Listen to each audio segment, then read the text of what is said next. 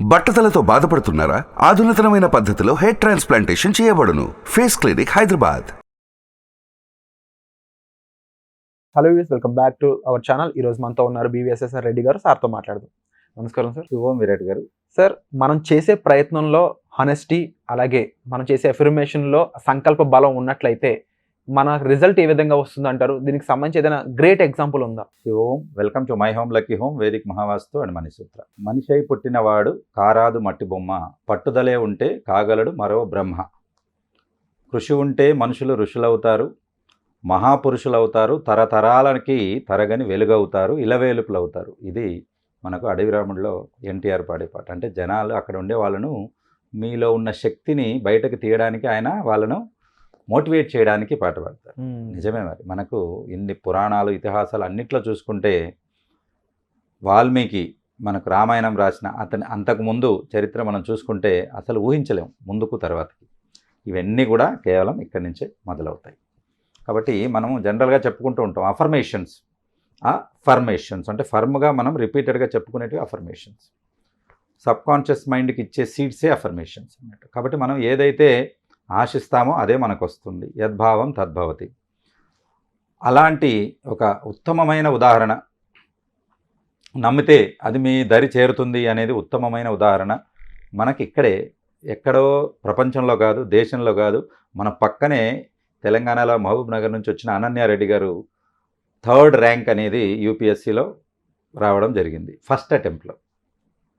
అసలు యూపీఎస్సీలో ర్యాంక్ రావడమే చాలా గొప్ప విషయం అని అనుకుంటే, అందులో కూడా 3rd ర్యాంక్ రావడం ఇది ఇంకొక గొప్ప విషయం. అన్నిటికన్నా ఇంపార్టెంట్ ఏంటంటే ఫస్ట్ అటెంప్ట్లో రావడం. అంటే ఇది అంత ఈజీ ఇష్యూ అయితే కాదు.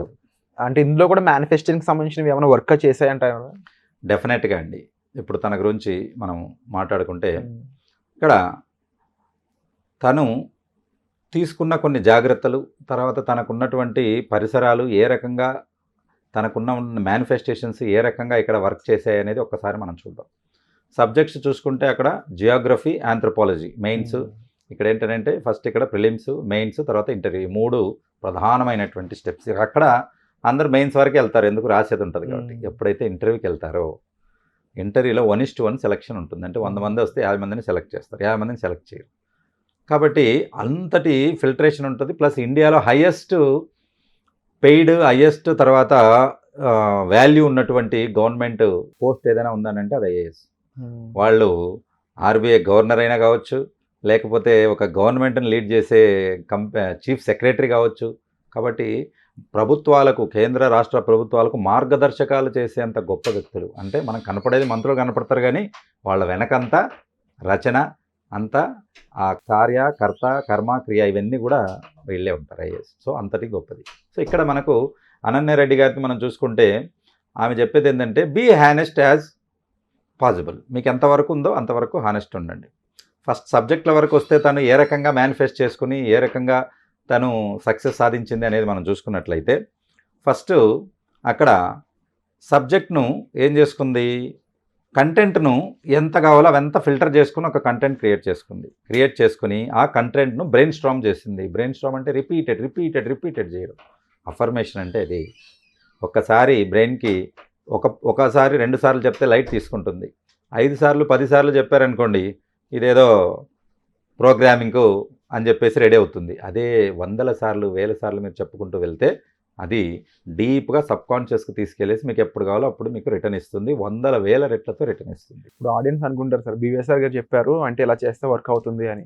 కానీ చాలా మందికి తెలియని విషయాలు ఏంటి అంటే, మీరు నాతో పంచుకునే విషయాలు, ఒక్కొక్క మనిషి ఒక్కొక్క రకమైన ప్రోగ్రామింగ్లో ఉంటాడు. వాడు ఒక్కొక్క రకమైన సిచ్యువేషన్లో బతుకుతూ ఉంటాడు. అందరికీ సేమ్ సిచ్యువేషన్స్ ఉండవు, అందరికీ సేమ్ ప్రాబ్లమ్స్ ఉండవు. ఇలాంటి వాళ్ళకి మెంటర్షిప్ అనేది చాలా అవసరం. వాళ్ళకున్న ప్రాబ్లమ్స్కి సరైన ఎఫర్మేషన్ వాళ్ళకి తెలిసి ఉండాలి, సరైన మేనిఫెస్టేషన్ టెక్నిక్ తెలిసి ఉండాలి. సరైన ప్రాసెస్ తెలియకపోతే వాళ్ళు రాంగ్ రిజల్ట్కి గురవుతుంటారు కదా. ఇప్పుడు ఈ అమ్మాయిలాగా వాళ్ళ లైఫ్లో వాళ్ళు అనుకున్న సక్సెస్ చూడాలంటే వాళ్ళు ఏం చేయాలంటారు? సబ్కాన్షియస్ మైండ్ని ట్రైన్ చేసుకోవాలి. ఇన్ఫ్యాక్ట్ మన సైకాలజీ లాంగ్వేజ్లో చెప్తే దీన్ని బ్రెయిన్ హైజాక్ అంటాం. అని అంటే ఒక పర్సన్ హైజాక్ చేస్తే మన కంట్రోల్లో ఉంటాడు. అలాగా మీ బ్రెయిన్ను మీరు హైజాక్ చేసి పెట్టుకుంటే మీకు అనుకూలమైన ఫలితాలు వస్తాయి తప్ప వ్యతిరేకమైన ఫలితాలు కావు. అంటే మీరు ఏది కోరుకుంటున్నారో దాని గురించి ఆలోచిస్తుంది, మీరు ఏది కోరుకుంటున్నారో అటువంటివే మనకు యూనివర్స్ కాస్మిక్ ఎనర్జీ నుంచి మీకు ఎనర్జీ తీసుకొస్తుంది. ఫర్ ఎగ్జాంపుల్ మనం అనుకుంటున్నట్టు ఇప్పుడు ఒక లక్ష్యం యూపీఎస్సీ అనుకోండి, మీరు దాన్ని సబ్కాన్షియస్ మైండ్కు ఫీడ్ ఇస్తే అటువంటి వాళ్ళే మీకు జతగా అవుతారు, అటువంటి వాళ్ళే మీకు సబ్జెక్టు క్రోడీకరిస్తారు. కాబట్టి వాళ్ళ చుట్టూతోనే ఉంటూ మీరు ఎప్పుడు కూడా దాని నుంచి బయటకు వెళ్ళరు. ఓకే.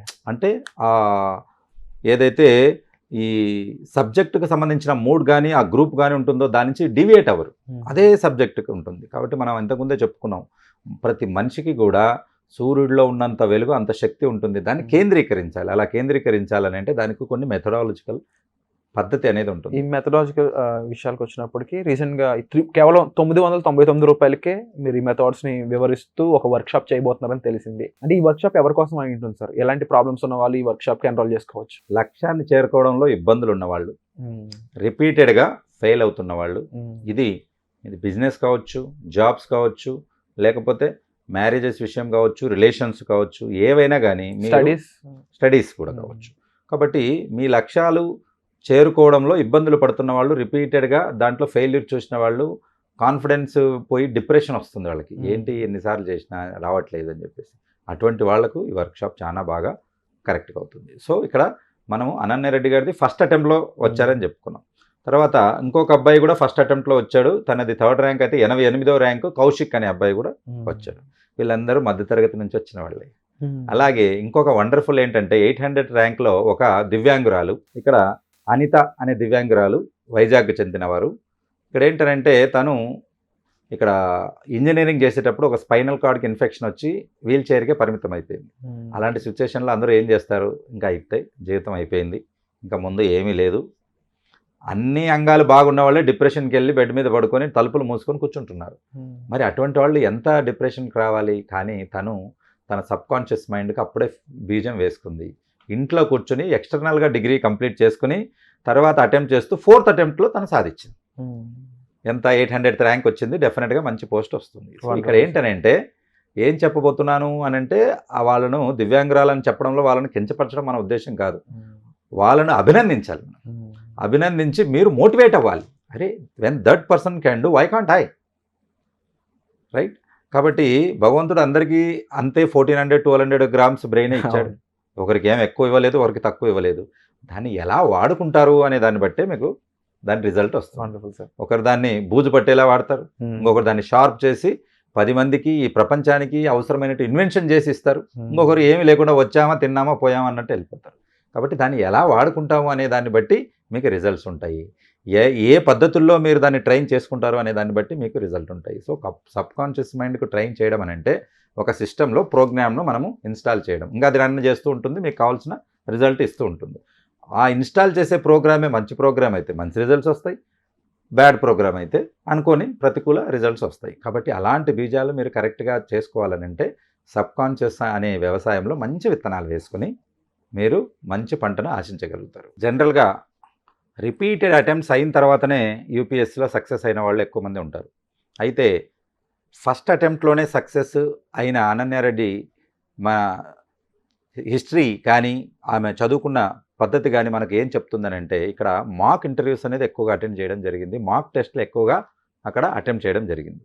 కాబట్టి ఇక్కడ ఏంటి, మీరు ఎంత చదువుతున్నారు అనేది తెలియాలంటే దానికి ఒక కొలమానం ఉండాలి, ఒక క్వశ్చనర్ ఉంటుంది, అంటే మీరు మళ్ళీ ఎగ్జామ్ అటెండ్ చేయాలి. ఇలా ఎగ్జామ్ రిపీటెడ్గా అటెండ్ చేయడం కూడా బ్రెయిన్కు ఒక కాన్ఫిడెన్స్ ఇస్తుంది, రైట్? ఈ మాక్ టెస్ట్ అది మాక్ టెస్ట్ అయి ఉండొచ్చు, కానీ ఇలాంటి క్వశ్చన్స్ ఎక్కడ రావచ్చు కదా. అలాగే మాక్ ఇంటర్వ్యూస్ ఎలా ఉంటాయి? ఈ మాక్ ఇంటర్వ్యూస్ ఎవరో మామూలు వాళ్ళు కాదు, ఐఏఎస్ఐ ఆల్రెడీ సర్వీస్లో ఉన్న వాళ్ళు కండక్ట్ చేస్తారు. అంటే అక్కడ ఇంటర్వ్యూ ఎలా ఉంటుంది అనేది ఒక రకమైనది. ఇవన్నీ కూడా సబ్కాన్షియస్ మైండ్కు ఫీడ్. వీటన్నిటితో పాటు తను ఏమన్నారు బీబీసీకి ఇచ్చిన ఇంటర్వ్యూలు ఏంటంటే, లక్ కూడా నాకు తోడ్పడింది అని చెప్పేసి. ఎందుకనంటే ఫస్ట్ అటెంప్ట్స్లో రావాలనంటే కంపల్సరీ. అయితే అందరూ అనుకుంటున్నట్టు ఇంట్లో కూర్చొని ముక్కు మూసుకుంటే వచ్చే లక్ కాదు. What's the definition of the luck? మనం ఎప్పుడూ చెప్తూ ఉంటాం, LUCK అంటే లేబర్ అండర్ కరెక్ట్ నాలెడ్జ్. చేసే ఏ పనైనా కళ్ళు తెరుచుకుని మంచి తెలివి ఉపయోగించుకుని కరెక్ట్గా మనం అప్లై చేసుకుంటూ పోతే లక్ అనేది వచ్చేస్తుంది. కాబట్టి ప్రతి ఒక్కరూ లక్ను మీరు తయారు చేసుకోవచ్చు, అదేదో పుట్టుకతోనే రావాలి అని కాదు. మనం అనుకున్నాం కదా, బ్రహ్మ పుట్టినప్పుడు తలరాత రాస్తే మీ తలరాతను మీరు మీ అఫర్మేషన్స్ ద్వారా రాసుకోగలుగుతారు. Wonderful sir. అండ్ తప్పకుండా సార్ చెప్పిన విధంగా ఇలాంటి విషయాల్లో మీకు అవగాహన కావాలి, మీకు నాలెడ్జ్ కావాలి, మీరు కూడా మీ బ్రెయిన్ని 100% యూజ్ చేయాలి అనుకుంటున్నా లేకపోతే పలానా ప్రాబ్లం ఉంది దాన్ని సాల్వ్ చేయడానికి ఈ కాన్సెప్ట్స్ మీకు యూజ్ అవుతాయి అనుకున్నా సరే వెంటనే కేవలం 999 రూపాయలకే ఈ కోర్స్ అనేది మీకు ఒక వెబినార్ ద్వారా సార్ అందించడం జరుగుతుంది. ఇమీడియట్గా డిస్ప్లే అవుతున్న నెంబర్స్ కాల్ చేసి మీరు దీనికి సంబంధించిన పూర్తి ఇన్ఫర్మేషన్ అని తీసుకోవచ్చు. Thank you so much sir. So Suman టీవీలో మీ పర్సనల్ అండ్ బిజినెస్ ప్రమోషన్స్ కోసం కింది నెంబర్కి కాంటాక్ట్ చేయండి.